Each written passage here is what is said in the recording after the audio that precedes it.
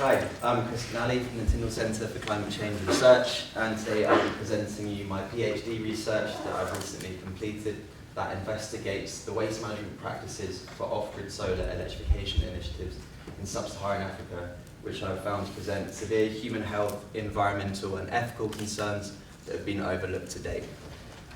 Specifically, my research focuses on the impacts of off-grid solar waste in Malawi as a case study of a country that is depending on the private market for household-scale electrification technologies as a national electrification strategy in the absence of formal waste management infrastructure. So despite living in a time of great technological innovation, it might surprise you that approximately 940 million people around the world still don't have access to electricity. And as you can see from the map, this population is mostly contained within sub-Saharan Africa, where an estimated 50% of the population still don't have electricity access. Malawi is a small landlocked country in East Africa and has been labelled by the World Bank as a regional outlier in terms of its low stage of development. Currently, only an estimated 19% of Malawi's population has access to electricity, which is one of the lowest electrification rates in the world. However, this electricity access is concentrated in urban areas, whereas the majority of the population is in rural areas where the electricity access rate falls to just 5%. This lack of electricity is recognised as a key hindrance to Malawi's sustainable development, restricting opportunities for modern economic activity and reinforcing cycles of poverty. Without electricity, there's an unsustainable dependency on natural resources and rain-fed agriculture to meet the needs of the rapidly growing population, which has resulted in excessive deforestation, declining agricultural yields, and high vulnerability to climatic shocks, which are increasing in frequency and severity with climate change. Recognising these impacts of electricity deprivation, the government of Malawi have committed to achieve the United Nations' 7th Sustainable Development Goal of universal electricity access by 2030. However, with the incapacity of the national grid, the government's primary strategy for achieving universal electricity access is with the private market for household-scale off-grid solar electrification technologies, such as solar home systems, as pictured on screen. These solar home systems work by generating electricity through a photovoltaic panel, which can be stored in the battery and then used to provide basic household electricity services, typically ranging from phone charging and lighting to powering TVs and radios. And specifically, the government have defined the target that by 2030, approximately 45% of the population will have gained access to electricity through purchasing their own off-grid solar technologies. If successful, this target implies the importation of more than 2.5 million solar home systems. Beyond Malawi, the private off-grid solar market is an increasingly popular electrification strategy, and more than 100 million off-grid solar products are already estimated to have been sold across sub-Saharan Africa. The dynamics of this decentralised market for electricity access are complex, broadly split between the regulated and unregulated market sectors.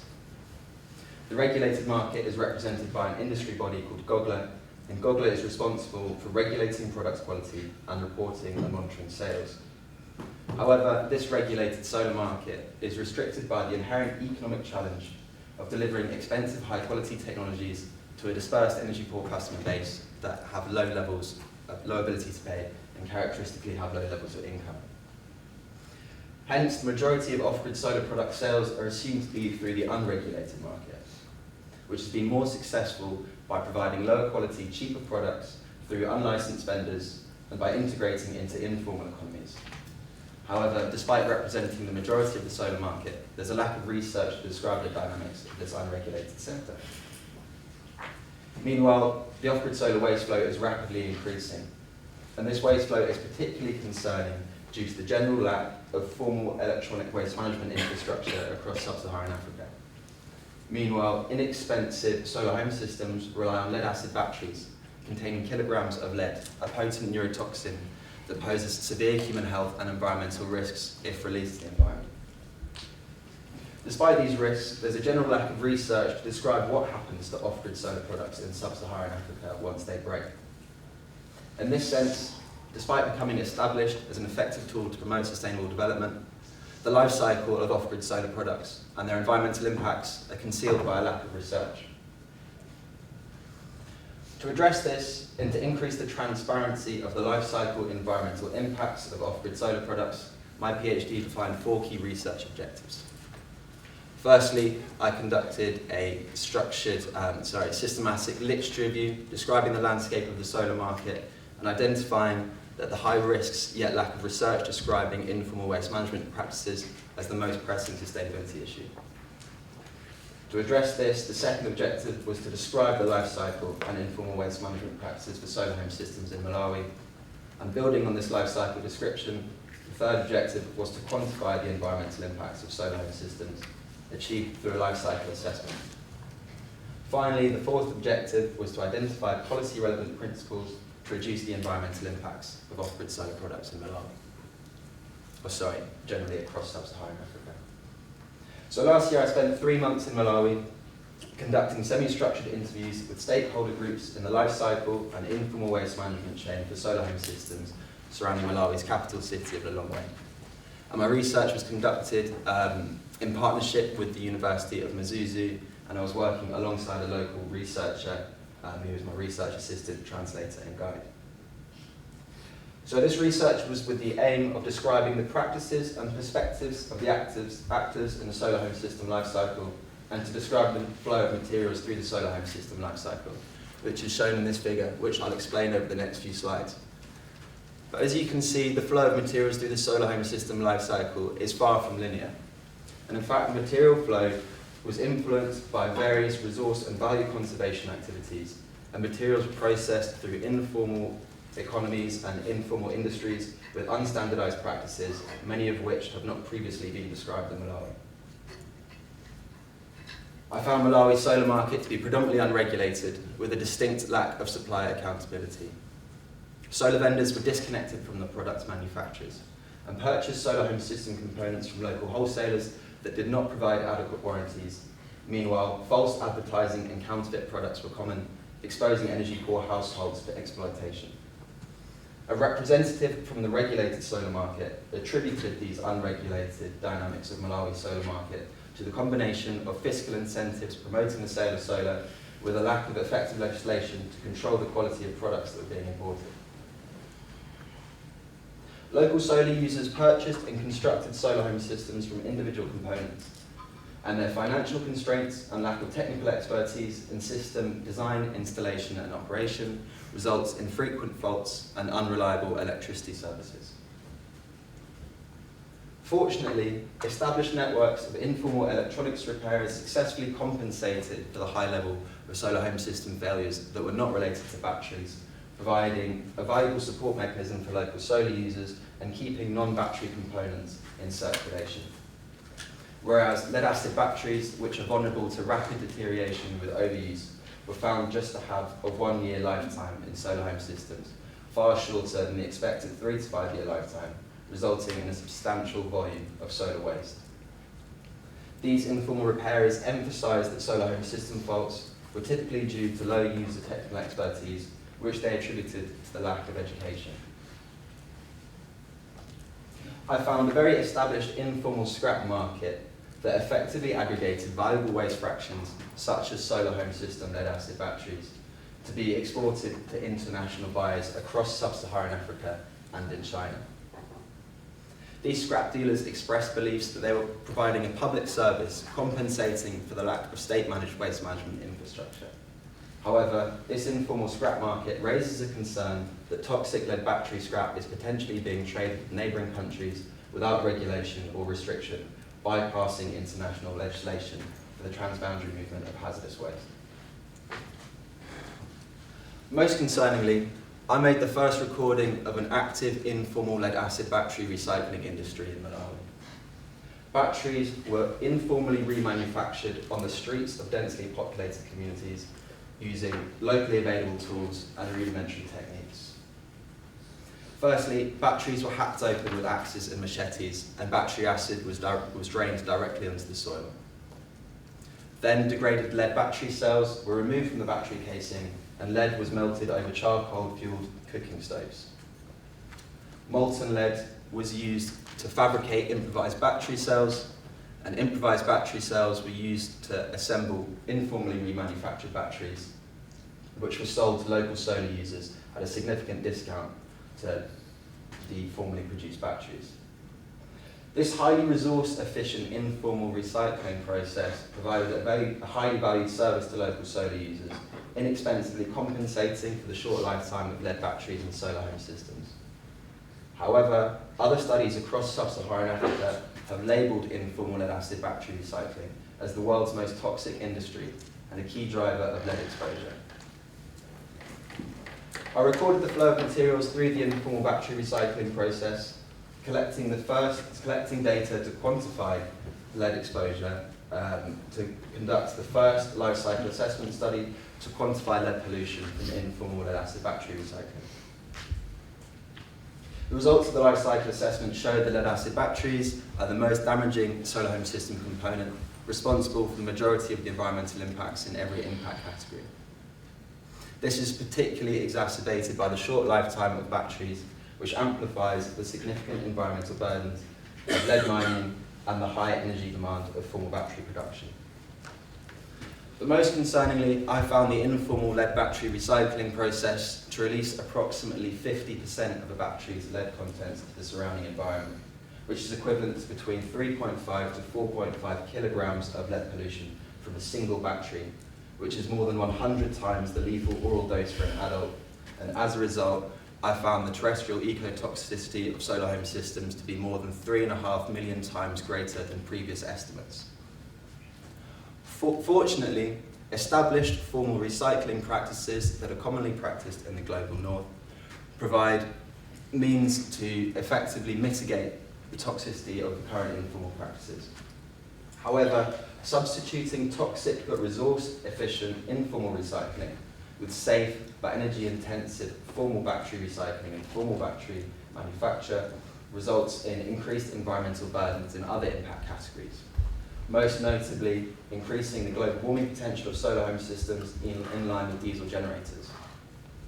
Therefore, the life cycle assessment concludes that for solar home systems to be considered both a safe and low-carbon technology in sub-Saharan Africa, both formal battery recycling and extended battery lifetimes of at least 3 years are necessary. So while formal battery recycling has been an established, profitable and even automated process in the global north, in Malawi, with a lack of formal waste management infrastructure, the informal recycling of just one battery was found to release 4 kilograms of lead into densely populated communities. To provide some more context on the severity of this pollution, the World Health Organization emphasized that there is no known level of lead exposure that is safe. As a neurotoxin, lead effectively blocks synapses in the brain, and very low levels of childhood lead exposure is known to permanently impact brain development, which is associated with IQ loss, behavioral difficulties, and even mental retardation. Whereas higher levels of lead concentrations that accumulate in the body or high acute exposure can be fatal. So while the absorption of just 0.00025 grams of lead into a child's bloodstream is enough to permanently stunt brain development, I found informal battery recycling shops within densely populated communities releasing kilograms of lead pollution a day, and I found these battery repair shops within 200 metres of both nursery schools and community water wells. Informal lead-acid battery recycling is evidently a key driver of lead exposure in Malawi, although more broadly, with the many sources of lead pollution, the general lack of awareness and lack of effective legislation, childhood lead exposure is a very established epidemic across the global south, where 800 million children are estimated to have lead poisoning. This widespread lead exposure is estimated to cost Africa 4% of its GDP every year in the loss of economic productivity, solely from the loss of lifetime earnings from the impairment of child brain development. In Malawi, the cost of childhood lead exposure is estimated to be more than twice the amount of international aid received each year. So to conclude, my research has found that informal off-grid solar waste management practices that have previously been overlooked to present severe human health and environmental risks. As a case study, Malawi's national electrification strategy is found to release life-threatening quantities of lead into densely populated communities. Although more broadly across sub-Saharan Africa, the threats of off-grid solar waste threaten to be amplified by the ambitious targets for the deployment of off-grid solar technologies in the general absence of safe waste management infrastructure. With the wide-reaching impacts of lead exposure, off-grid solar waste management initiatives should be an urgent priority. However, effectively addressing the off-grid solar waste flow requires a holistic perspective, including significant social, economic and legislative interventions. I've published 2 of my 3 PhD papers already, and the life cycle assessment is still in review, but I'm looking to continue this research, so if you have any ideas, I'm particularly looking for collaborators in the health school, please come and find me.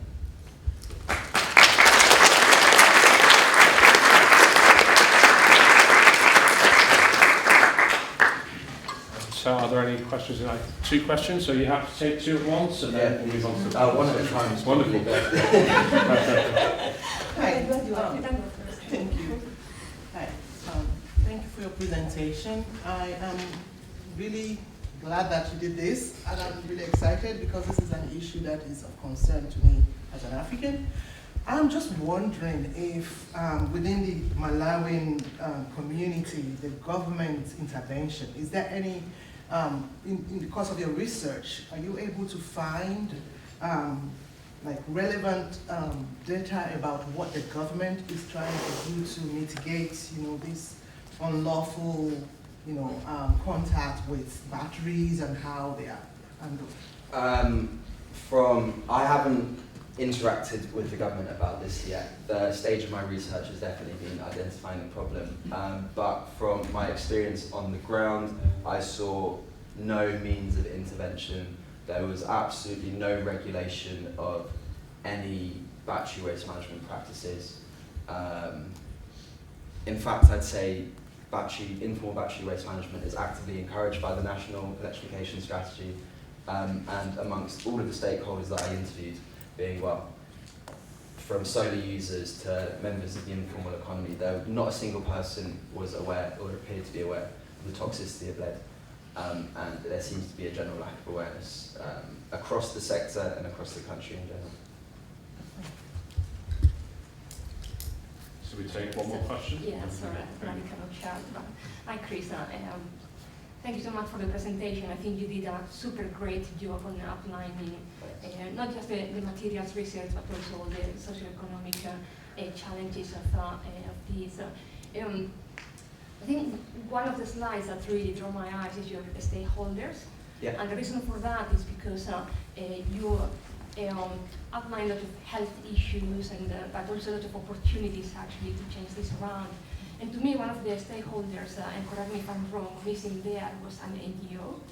And I do wonder if there is any scope or any thoughts, any conversations about working with organizations, because you mentioned education. Yeah. So I think one of the huge problems in these sort of environments is actually raising awareness of the health issues, raising awareness of the potential market opportunities, business models, and opportunities not just for the community, but opportunities for the governments, the businesses in all this supply chain. And I wonder if there is any, maybe not in your PhD, but if your conversations are happening, or you think will happen. Sure. So the figure, that figure was just to represent the material flow, to be used as a conceptual basis for life cycle assessment studies. So NGOs are not part of that yet. There is a potential to, and as part of the solutions that I've recommended and would like to push for in future research, is to involve NGOs through education, but also potentially to be part of reverse logistics to essentially help export the battery waste flow to safe recycling infrastructure, which I think can be done within the informal sector itself, utilising the existing network of scrap dealers, but with some sort of oversight, whether that's with an NGO or with the government. I think there's definitely a potential to introduce them. But at the moment, I think this just isn't part of the conversation. So I think NGOs being involved is one of the next steps. Thank you very much. So thank you,